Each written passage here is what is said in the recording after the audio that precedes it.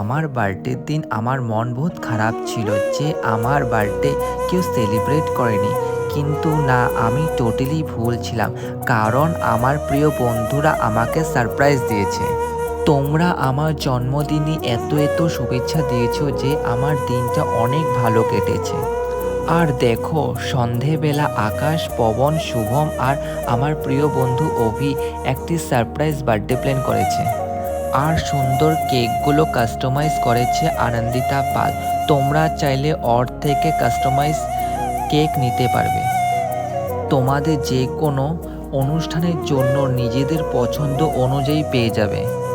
নিজেদের পছন্দের ডিজাইন, নিজেদের পছন্দের ফ্লেভার জাস্ট বলবে, ও তোমাদের বানিয়ে দেবে।